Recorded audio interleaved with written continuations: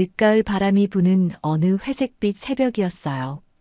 낡은 코트 깃을 축혀 세운 김영호는 시린 손을 주머니에 찔러 넣고 묘지로 향했어요. 퇴직 후 동네 건물 관리인으로 몇 해를 보낸 뒤 3개월 전 폐암으로 아내 정인숙을 떠나보낸 후로는 매일같이 이 길을 걸었어요.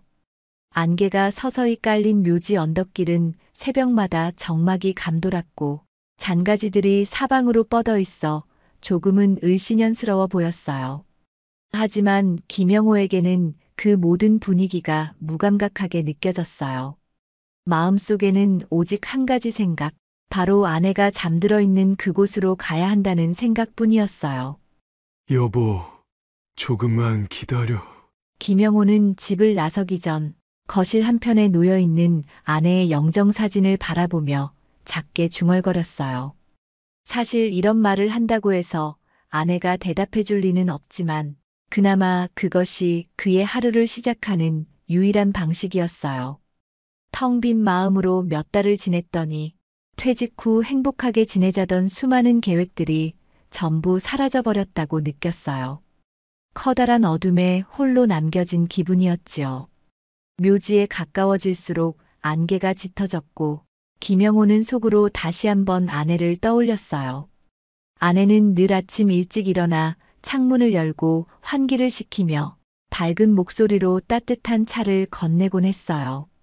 그러나 이제 그 목소리는 어디에도 없었어요. 그렇게 발걸음을 옮기는 사이 김영호는 어느새 아내가 잠든 곳이 보이는 지점에 다다랐어요. 마른 풀밭 너머로 돌로 만든 묘비가 조금씩 모습을 드러냈고 그는 무심결에 주머니 속 손을 꽉 쥐었어요. 안개 너머로 사람 형체가 희미하게 보였기 때문이었죠. 묘비 가까이에 다다르자 김영호는 낡은 옷차림의 한 여인이 무릎을 꿇고 있는 모습을 발견했어요. 새벽 공기가 차갑게 흐르고 있는데 그녀는 얇은 점퍼 하나만 걸친 채 바닥에 엎드리다시피 하고 있었어요. 손에는 시든 꽃다발과 작은 비닐봉지가 쥐어져 있었고 머리카락은 헝클어져 얼굴을 제대로 알아보기 어려웠지만 분명 웬 노숙자로 보였어요. 김영호는 당혹스러웠어요. 평소 이른 아침에 아내의 묘지 근처에 누군가가 있는 일은 드물었거든요. 혹시 도굴꾼이 아닌가, 혹은 다른 이유가 있는지 의심이 스쳤지만 그녀가 흘리는 울음소리가 너무 간절해 보여서 그저 그 자리에 멈춰설 수밖에 없었어요. 언니, 어디 갔어? 묘비 앞에서 흐느끼고 있는 그녀의 목소리가 공기를 울렸어요.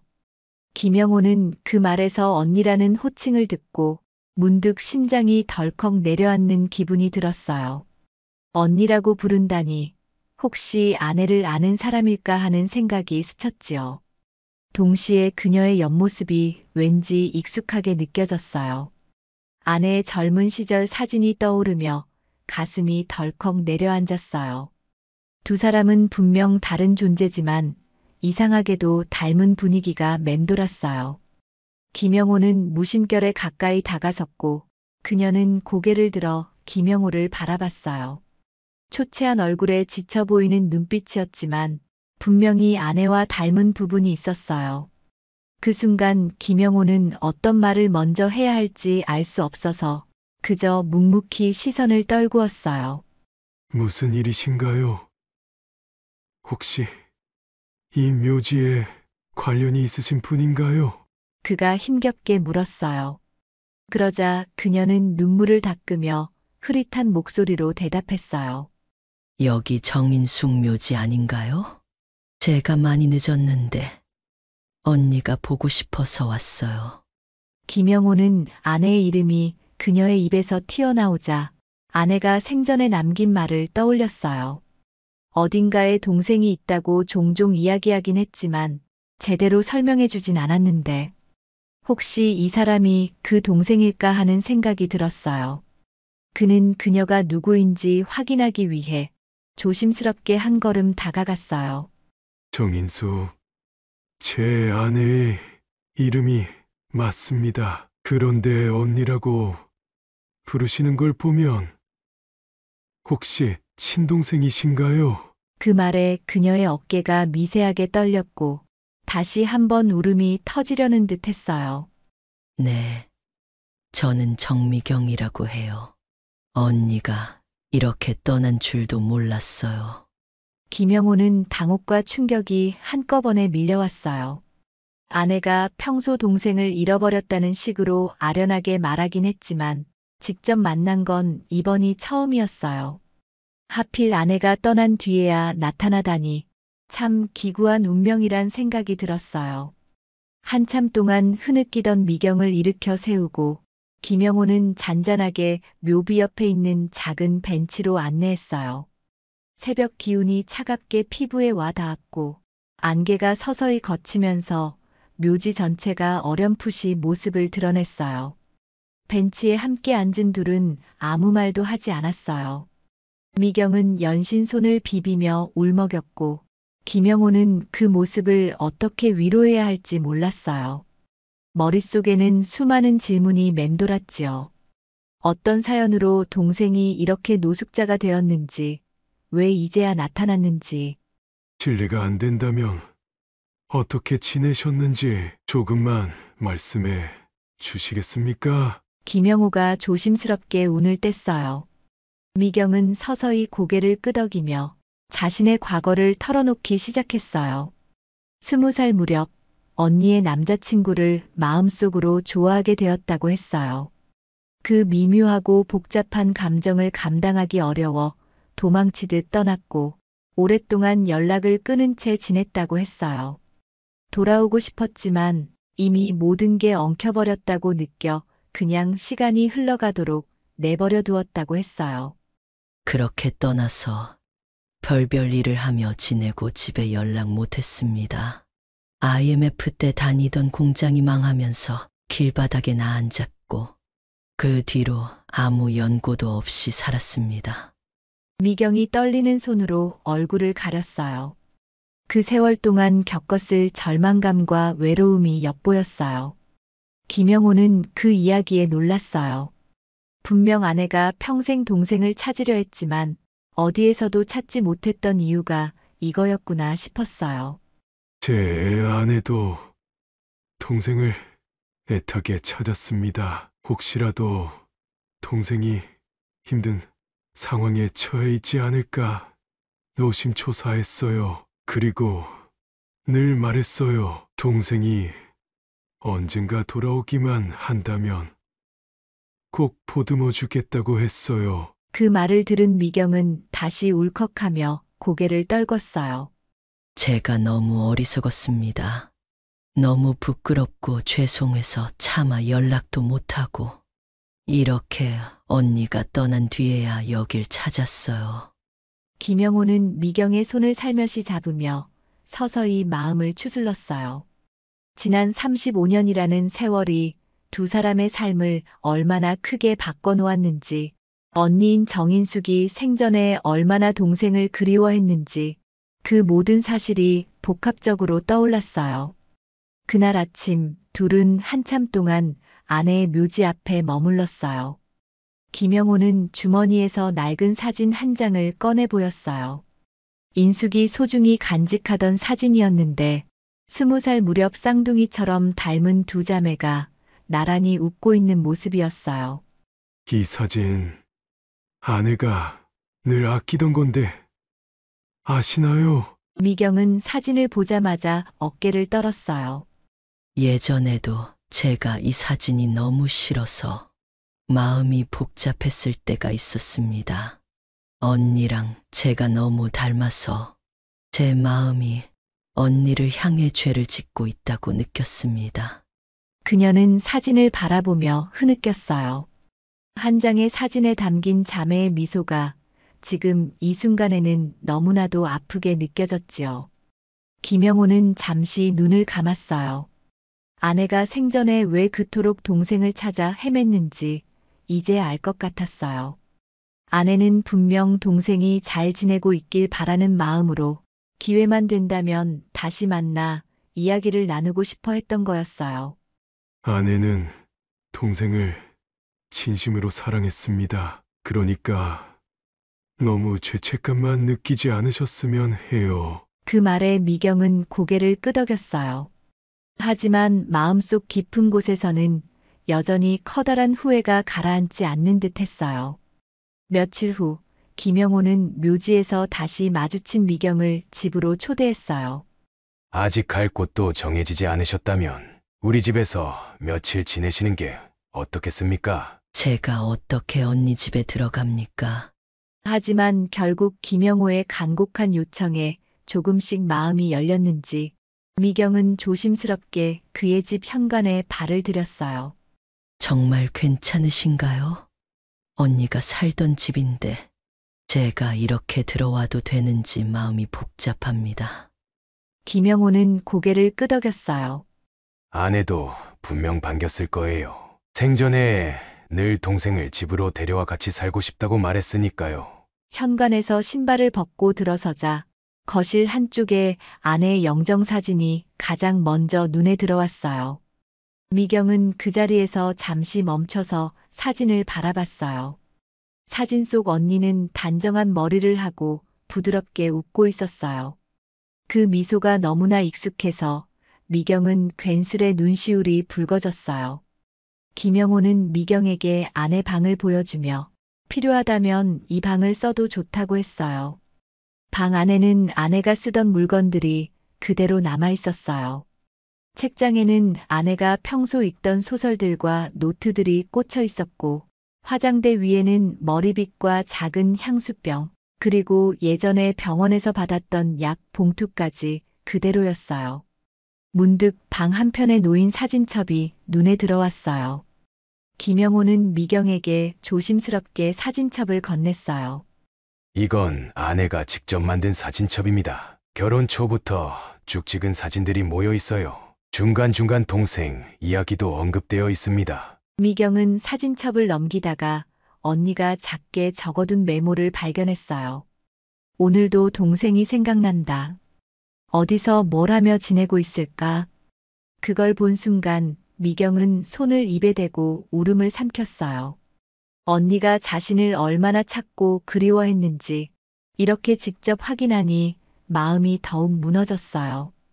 김영호는 그녀의 눈물을 가만히 지켜봤어요. 그리고 조용히 머뭇거리다 손을 내밀었어요. 아내는 이미 모든 걸 용서하고 기다렸을 겁니다. 이제부터라도 함께 지내면서 조금씩 마음의 짐을 내려놓으시면 좋겠습니다. 미경은 떨리는 목소리로 작게 대답했어요. 감사합니다. 정말 은혜를 어떻게 갚아야 할지 모르겠습니다. 그날 밤 미경은 아내의 방 한쪽 구석에 조심스럽게 이불을 펴고 누웠어요. 낮 동안 묘지에서 실컷 울어서인지 머리가 지끈거렸지만 동시에 어딘가 따뜻한 안도감을 느꼈어요. 미경이 김영호의 집에서 지내기 시작한 지 며칠 후 둘은 함께 식사를 준비해 보기로 했어요. 사실 노숙 생활이 길었던 미경은 제대로 된 집밥을 만들어 본 적이 오래됐다고 했어요. 김영호도 퇴직 후로 아내가 병으로 고생을 했기 때문에 직접 요리를 해본 적은 많지 않았어요. 그렇지만 두 사람 모두 서툰 손길로 국을 끓이고 채소를 다듬으면서도 이상하게 작은 웃음을 나누었어요. 이거 간을 보셔야 할 것 같은데요. 제가 손이 서툴러서 제대로 했는지 모르겠어요. 괜찮습니다. 저도 잘 모르니까 함께 해보는 거죠. 그 작은 부엌에서 생기는 삐걱거림과 소소한 대화가 어쩐지 집안을 조금씩 따뜻하게 채워나가는 느낌이었어요. 첫 번째 식사는 오랜만에 가정식이라 불릴 만큼 정성은 부족했지만 둘은 나란히 앉아 밥을 떠먹으며 서로가 감정을 교류하기 시작했어요. 이렇게 누군가와 식사를 같이 하는 게 얼마만인지 모르겠습니다. 제가 길 위에서만 지내다 보니 저도 아내가 떠난 뒤로 혼자 밥을 먹는 일이 익숙해졌습니다. 그런데 함께 먹으니 좋네요. 밥상을 물리고 나서 둘은 조용히 거실에 앉아 TV를 켰어요.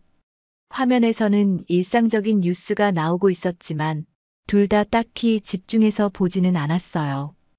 그보다는 서로가 곁에 있다는 사실에 미묘하게 안도하는 마음이 들었지요. 아내의 방에 머물던 미경은 밤마다 오래된 사진첩과 노트들을 조금씩 살펴봤어요. 언니가 쓴 메모 중에는 동생이 돌아오면 해주고 싶은 것들이라는 제목이 달린 페이지도 있었어요. 거기에는 함께 바닷가 여행 가기, 동생이 좋아하던 만둣국 끓여주기, 어릴 적 뛰놀던 동네 놀이터를 다시 방문하기 같은 소소한 계획들이 적혀 있었어요. 언니가 이렇게 자세히 생각해뒀었군요. 미경은 그 페이지를 가만히 매만지며 언니의 목소리가 들리는 듯한 기분이 들었어요.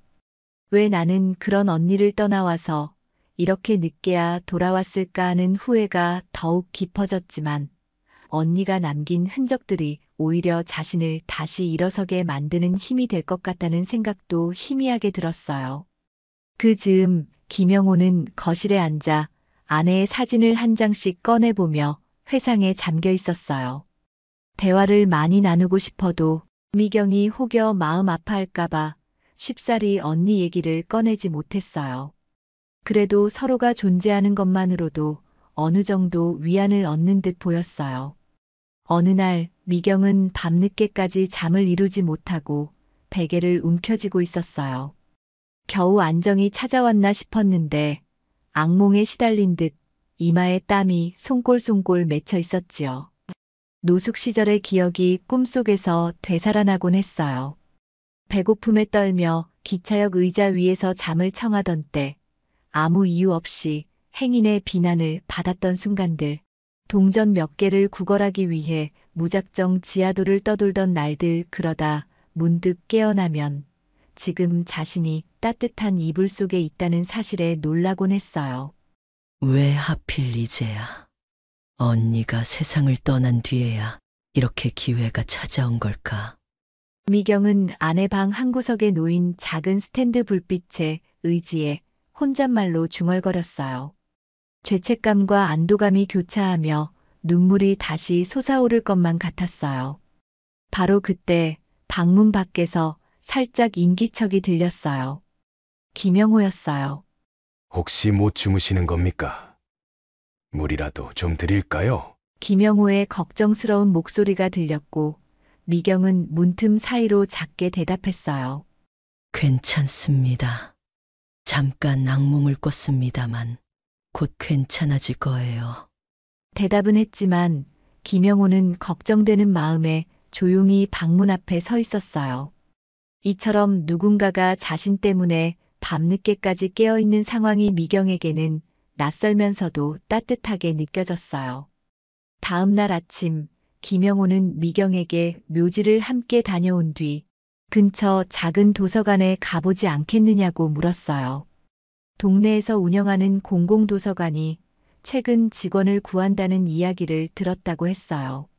사실 미경에게 안정적인 일자리가 필요하다고 생각했기 때문이었어요.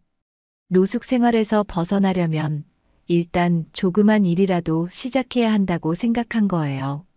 제가 과연 할 수 있을지 모르겠습니다. 도서관이라니 너무 생소하네요. 사서 자격증이나 특별한 경력이 필요한 자리는 아니라고 들었습니다. 그냥 책 정리와 간단한 이용 안내 정도라고 하니 차근차근 배워보실 수 있지 않을까요? 김영호는 부드럽게 미소 지으며 권했어요. 미경은 잠시 망설였지만 마음 한 구석에서는 이대로 언니 집에만 있을 수는 없지 않나 하는 생각이 들었어요. 그럼 한번 알아보겠습니다. 면접이나 상담 같은 걸 받아볼 수 있다면 좋겠네요. 그날 둘은 간단히 묘지에 들러 아내에게 인사한 뒤 바로 동네 도서관으로 향했어요. 도서관 건물은 아담했지만 깔끔했어요. 내부에 들어서니 커다란 창문으로 햇빛이 들어오고 있었고 서가에는 책들이 질서정연하게 꽂혀 있었어요. 미경은 그 광경을 보자 갑자기 마음이 두근거리는 걸 느꼈어요. 마치 자신이 다시 세상과 연결되는 입구에 선 듯한 기분이었지요.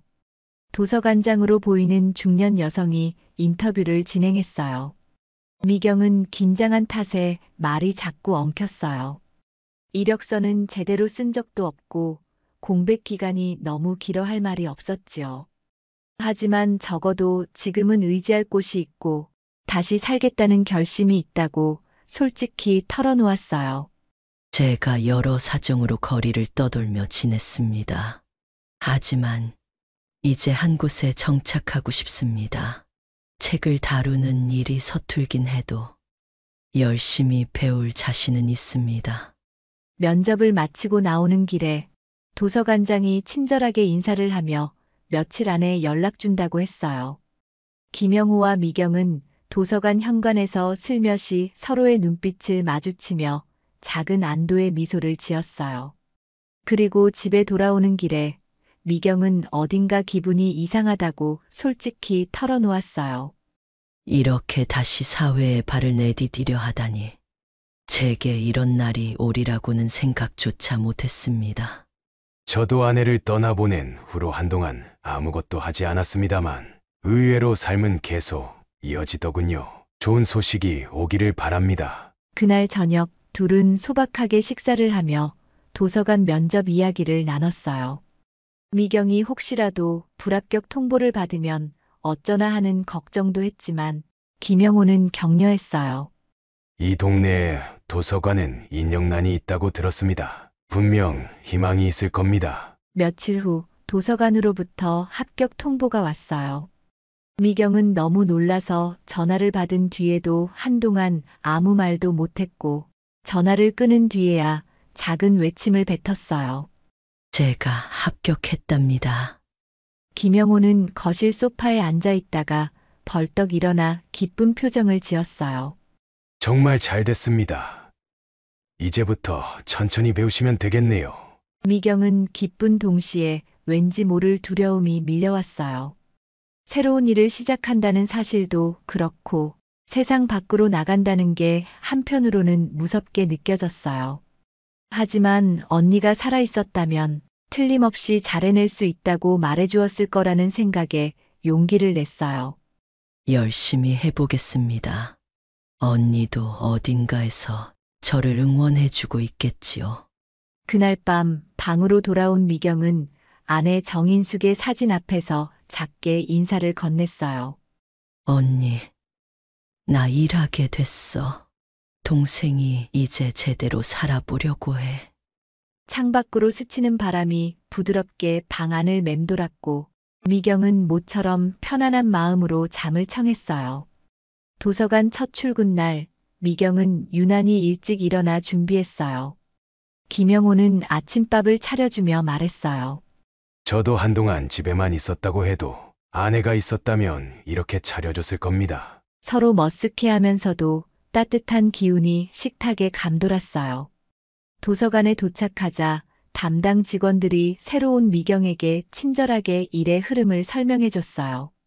책을 분류하고 바구니에 담아 서가에 꽂는 방법부터 시작해서 이용자에게 간단한 안내를 하는 법까지.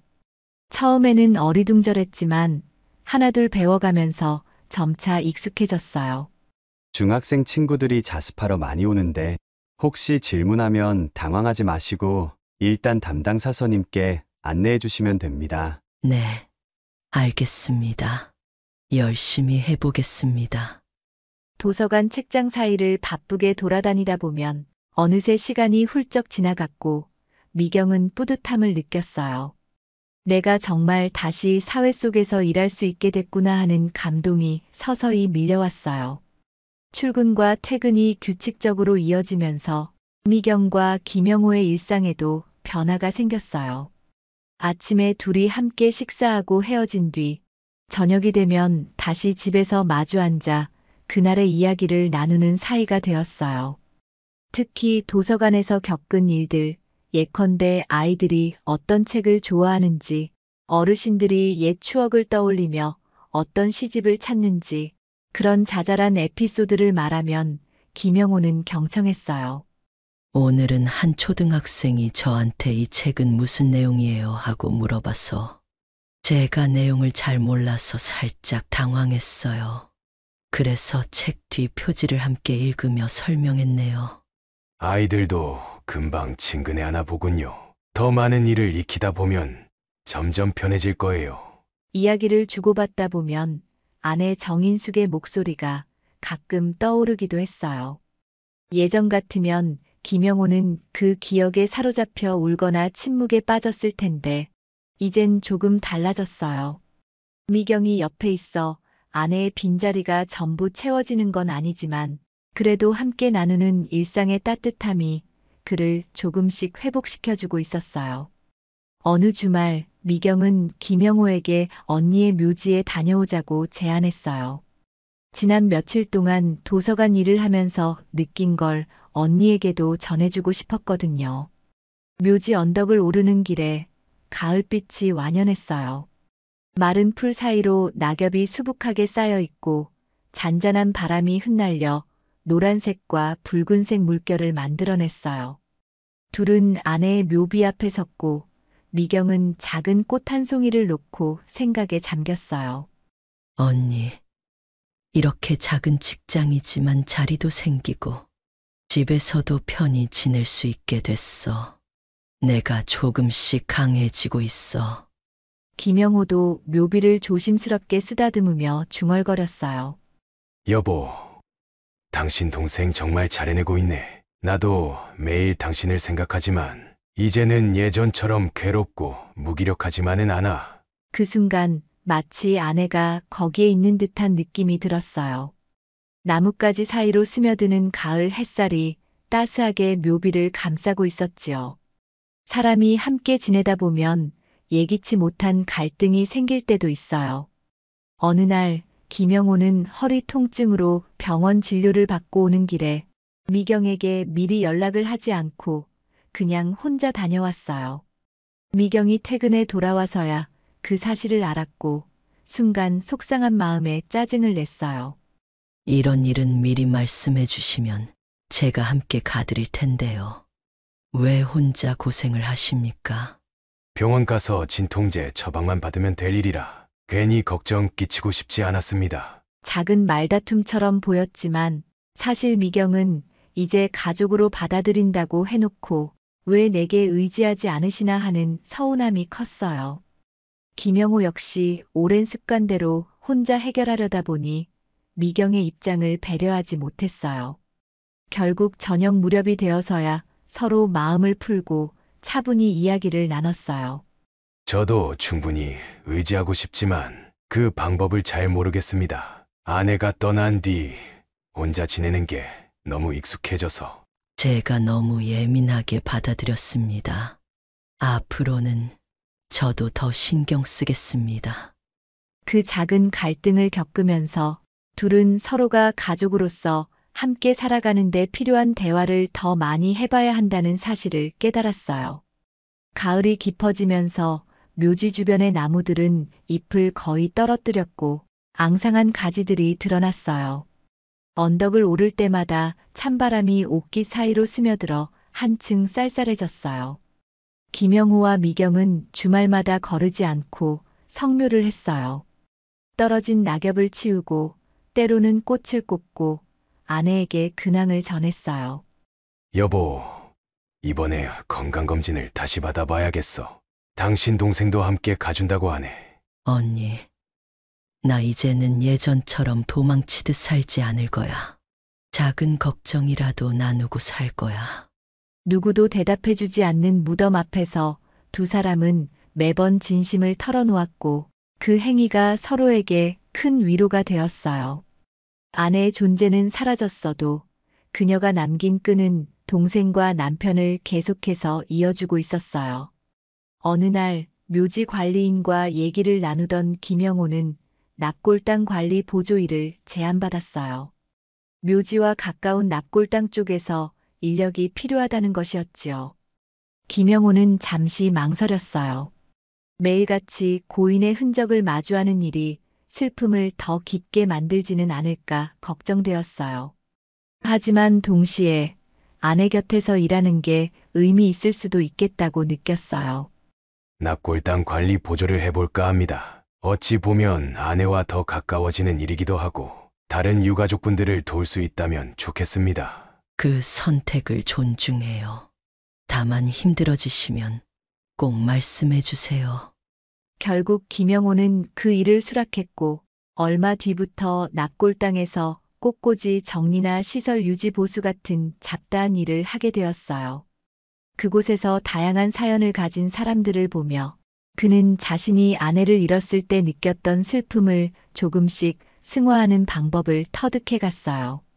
날이 점점 추워지자 둘은 함께 시장에서 따뜻한 목도리와 장갑 등을 장만했어요. 미경이 도서관을 다녀오는 길에 장을 봐와서 집에서 국이나 찌개를 끓여 먹는 일이 늘었어요.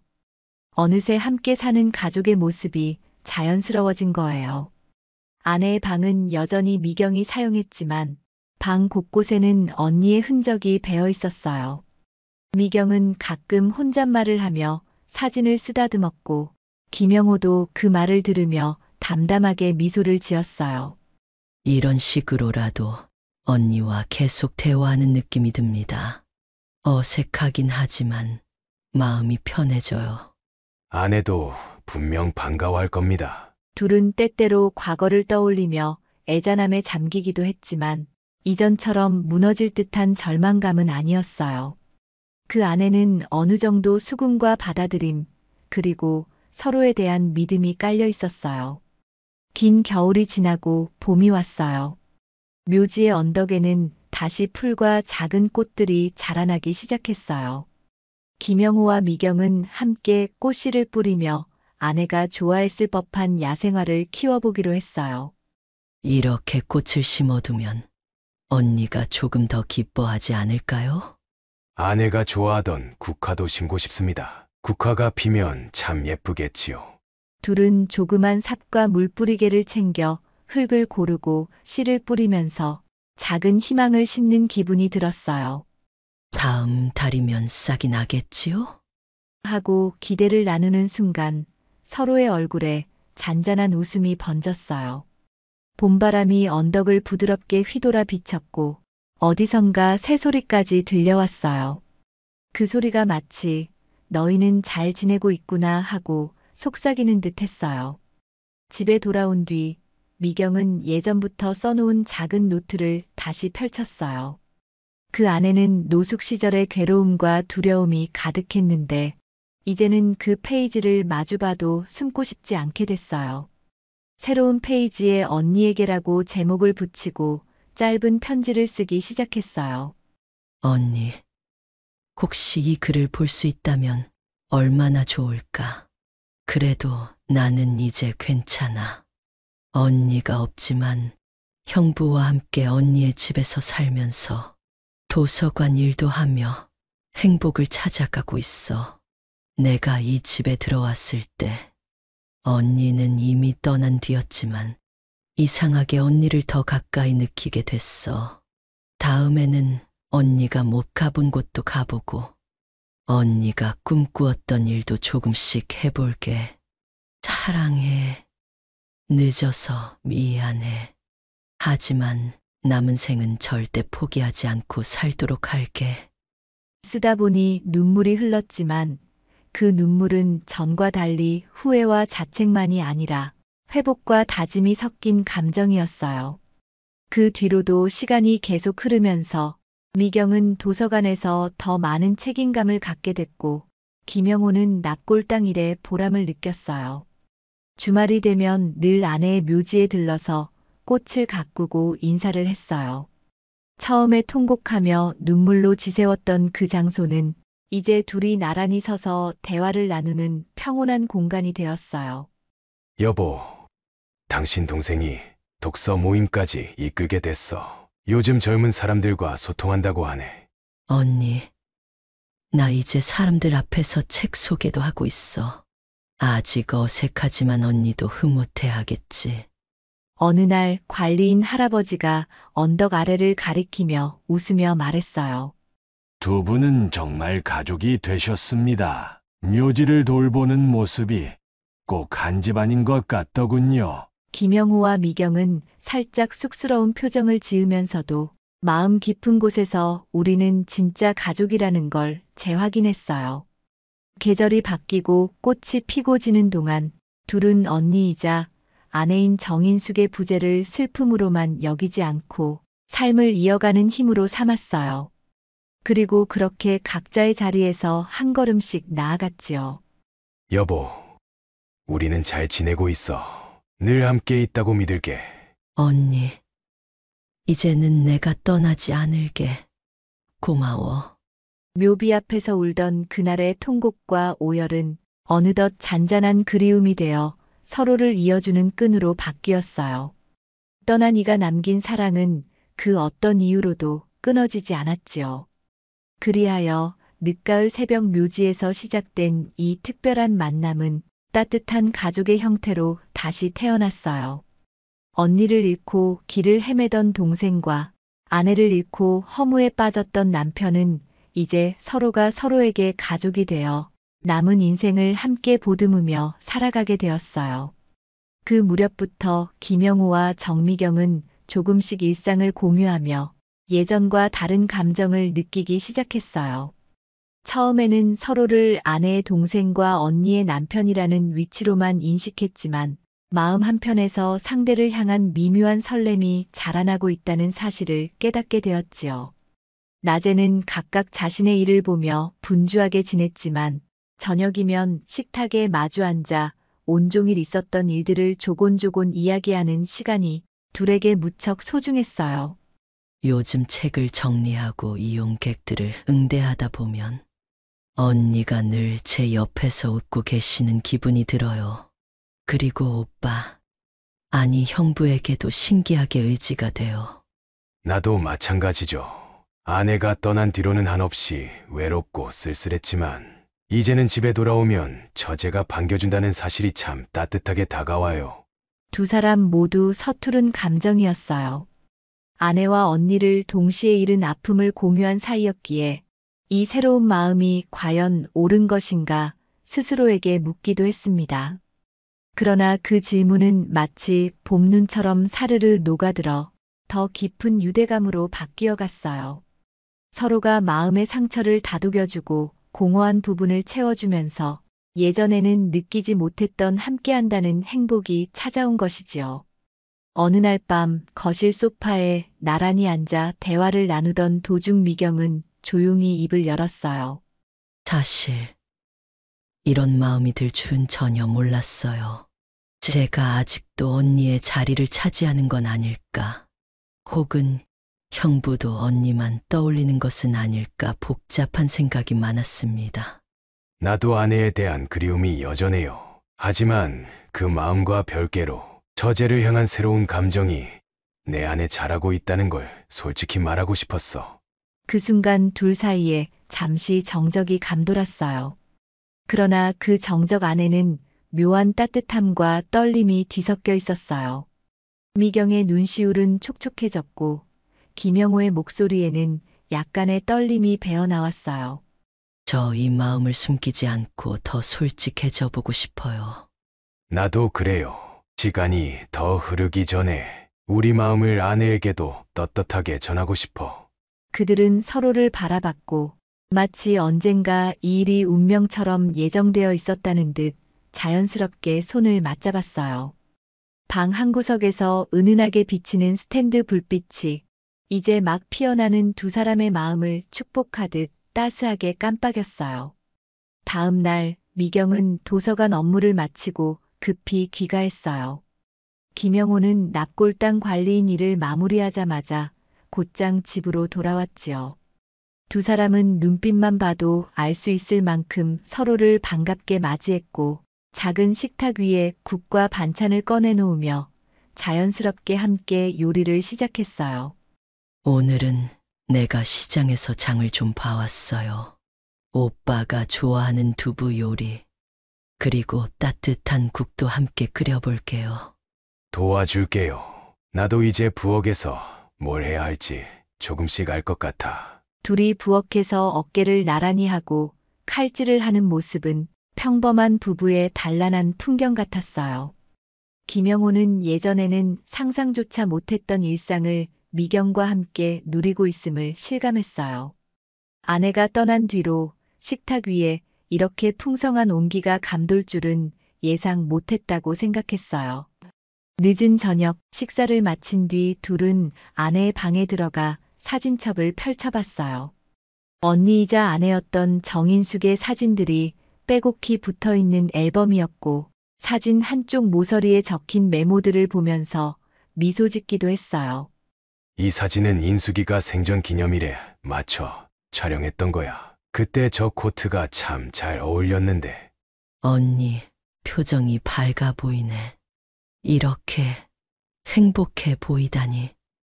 나도 괜히 마음이 뭉클해져요. 앨범을 덮으며 미경은 작게 중얼거렸어요.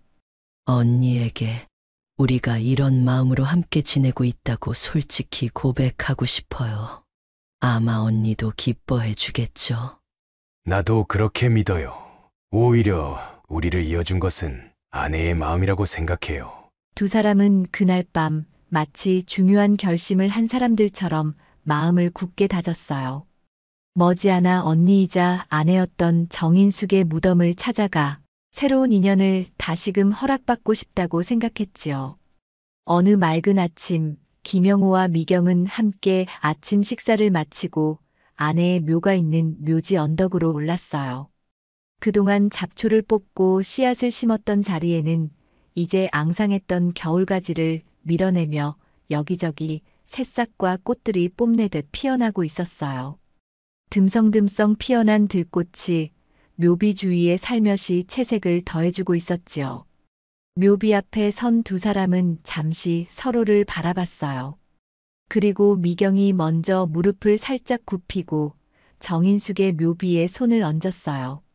언니, 오늘은 언니에게 정말 큰 이야기를 하려고 왔어. 저는 이제 언니 곁에 있고 싶은 형부, 아니, 영호 오빠와 함께 인생을 이어가려고 해.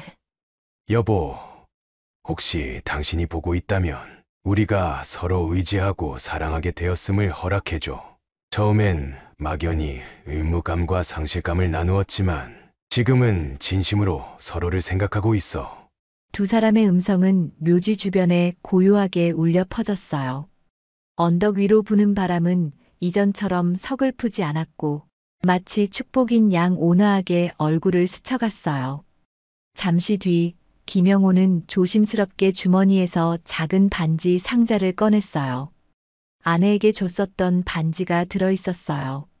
미경아, 나와 결혼해 줄래? 언니를 잃었고 나 역시 아내를 잃었지만 이제는 살아있는 우리가 서로를 보듬으며 함께하고 싶어. 영호 오빠, 나도 오빠와 함께 남은 인생을 살고 싶어. 언니가 기뻐해 줄 거라고 생각해요.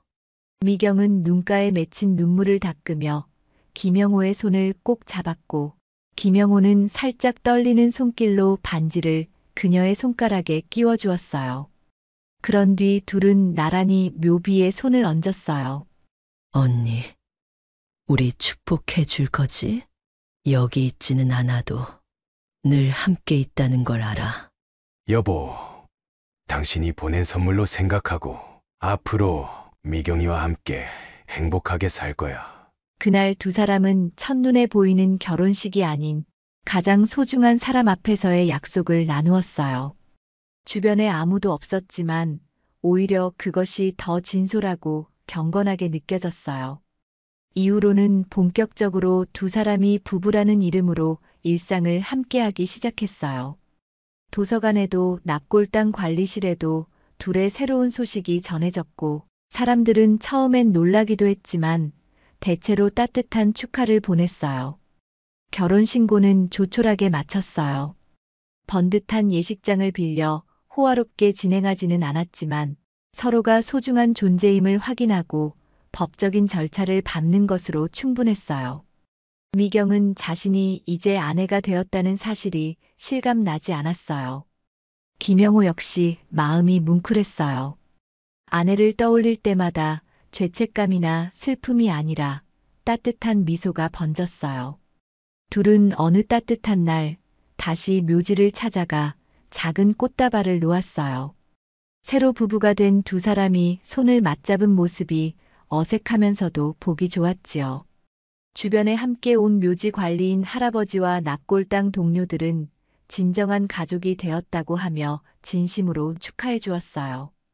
그렇게 계절은 다시 흐르고 부부가 된 두 사람의 일상도 한층 단단해졌어요. 미경은 도서관에서 독서 프로그램을 주도하며 자신감을 키워갔고, 김영호는 납골당에서 많은 유가족들을 보듬어주며 소소한 위로를 건네는 사람이 되었어요. 문득 허리가 아파서 병원에 가야 하는 날에는 미경이 곁에서 함께해 주었고, 미경이 몸살이라도 나면 김영호가 허둥지둥 약을 챙겨주곤 했어요. 저녁이면 도란도란 마주 앉아 그날의 이야기를 나누고, 가끔은 아내 방의 앨범을 펼쳐보며 옛 추억을 되짚기도 했어요. 예전 같으면 울음부터 터졌을 그 앨범이 이제는 웃으며 볼 수 있는 추억의 보물상자가 되었지요. 어느 봄날 꽃이 만개한 언덕 위에서 두 사람은 작은 피크닉을 열었어요. 묘지 근처에 있는 공터에 돗자리를 깔고 간단한 도시락과 과일을 준비했어요. 따뜻한 햇살 아래 바람에 흔들리는 꽃들을 배경으로 둘은 서로를 바라봤어요. 이 풍경도 참 예쁘지만 당신이 있어 더 아름다워. 오빠도 마찬가지야. 나를 이렇게까지 아껴주니. 언니, 대신 내가 더 보은해야 할 것 같기도 하네. 그 말에 김영호는 고개를 저으며 부드럽게 대답했어요. 이건 보답을 따질 문제가 아니야. 우리의 인연이 이렇게 이어지고 또 우리를 연결해 주었다고 생각하면 그저 감사할 뿐이지. 두 사람은 마주 잡은 손 위로 화사한 햇살이 들이우는 걸 느꼈어요. 이 자리엔 없지만 늘 함께 존재하는 정인숙의 온기가 그들 사이를 흐르고 있었어요. 아픔과 상실을 딛고 재탄생한 관계, 그 관계는 이미 일반적인 부부 이상으로 서로를 깊이 이해하고 존중하는 사랑이 되었어요. 해가 기울어갈 무렵 둘은 묘지에 다시 들러 아내에게 인사를 건넸어요. 우리 오늘도 다녀가. 잘 지켜봐줘. 언니, 나 이제 정말 행복해. 그리고 언니를 절대 잊지 않을 거야. 이 마음 가득 안고 살도록 할게. 언덕 아래로 내려오는 길이 예전처럼 무겁거나 쓸쓸하지 않았어요. 오히려 발걸음 하나하나가 가볍게 느껴졌고, 서로가 웃으며 대화를 주고받는 모습은 흔한 부부의 다정함과 다를 바 없었어요. 조용한 저녁 노을이 두 사람을 따라 마을로 내려오고 있었어요. 봄 저녁 특유의 싱그러운 바람이 골목을 감싸 안았고, 이웃들은 하나둘 불을 밝히며 저마다의 일상을 정리하는 시간이 되었어요. 김영호와 정미경은 이제 한 집의 부부로서 그 소박하고도 평범한 일상 속으로 녹아들어가고 있었어요. 집에 도착해 현관에 들어섰을 때 둘은 아무 말 없이 잠시 서로를 바라봤어요. 그리고 동시에 작은 미소를 지었어요. 그날 밤 살짝 열린 창문 사이로 부는 바람이 기분 좋게 커튼을 흔들고 있었어요. 이 집에는 여전히 정인숙의 기억이 곳곳에 묻어 있었지만 그 추억은 더 이상 슬픔의 원천이 아니었어요. 두 사람은 함께 걷는 새로운 길 속에서 떠난 이의 사랑을 이어받아 자신들만의 가족을 지켜나가기로 마음먹었어요. 결국 그 모든 이야기는 상처와 이별을 품고도 새로운 사랑과 희망을 꽃피울 수 있다는 사실을 보여주었어요.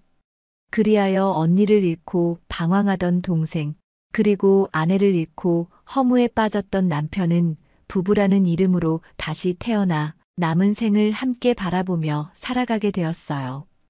온전한 하나의 가족이 된 그들 곁에는 언제나 아련하지만 따뜻한 정인숙의 미소가 함께 머무르고 있었어요.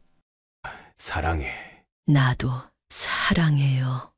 두 사람의 음성이 조용한 밤을 울렸고 그 울림은 오래도록 사그라지지 않고 마음속에 새겨졌어요.